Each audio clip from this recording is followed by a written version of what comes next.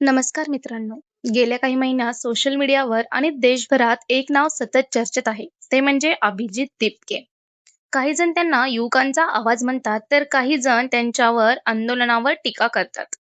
पण नेमके अभिजित दिपके कोण आहेत? त्यांचे शिक्षण काय आहे? ते अचानक चर्चेत कसे आले?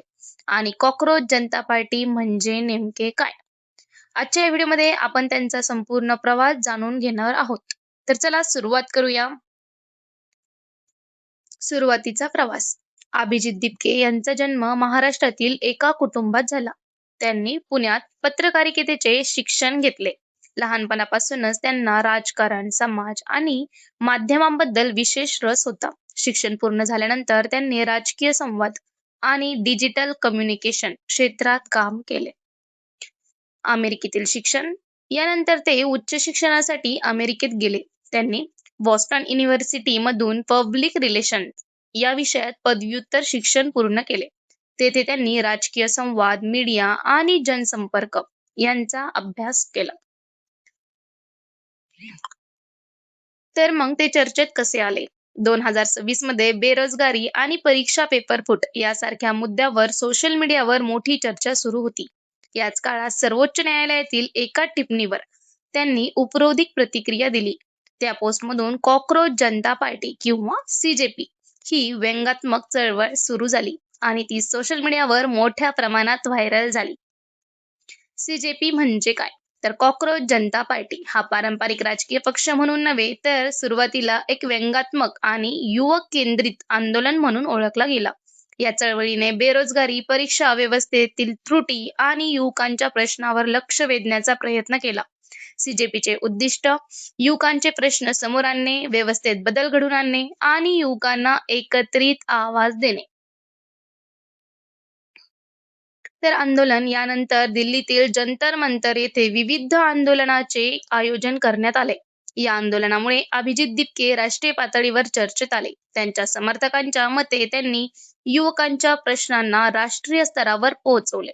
तर टीकाकारांना त्यांच्या आंदोलनाच्या पद्धतीवर आणि राजकीय भूमिकेवर प्रश्न उपस्थित केले. वाद.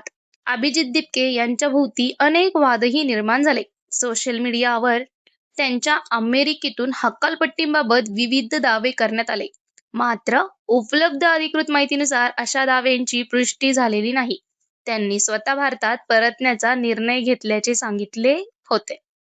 समर्थक काय म्हणतात? तर त्यांच्या समर्थकांचे म्हणणे आहे की अभिजित दिपके यांनी युवकांच्या प्रश्नांना राष्ट्रीय चर्चेच्या केंद्रस्थानी आणले.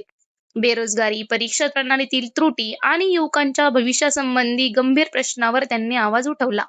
सोशल मीडियाच्या माध्यमातून त्यांनी मोठ्या प्रमाणावर जनजागृती केली आणि मोठे जनआंदोलन उभे केले. त्यांच्या मते हे आंदोलन केवळ एका व्यक्तीचे नसून लाखो युवांच्या भावना आणि अपेक्षांचे प्रतिनिधित्व करतात. त्यांच्या समर्थकांचे म्हणणे आहे की अभिजित दिपके हे युवकांचे खरे प्रतिनिधी आहेत. तर टीकाकार काय म्हणतात? दुसरीकडे त्यांच्या टीकाकारांचे मत आहे की त्यांच्या आंदोलनातील काही दावे आणि भूमिका वादग्रस्त आहेत. काही माहिती अपुरी, एकतर्फी किंवा तपासणी न करता मांडली जात असल्याची टीका केली जाते.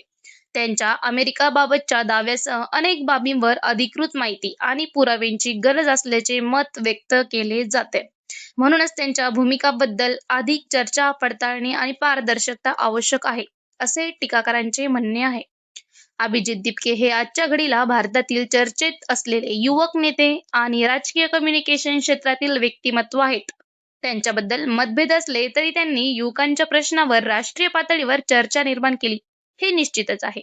मित्रांनो, अभिजित दिपके यांच्या कामाबद्दल तुमचे मत काय आहे ते कमेंटमध्ये नक्की सांगा. व्हिडिओ आवडला असेल तर लाईक करा, शेअर करा आणि अशाच माहितीपूर्ण व्हिडिओसाठी चॅनलला सबस्क्राईब करायला विसरू नका. धन्यवाद.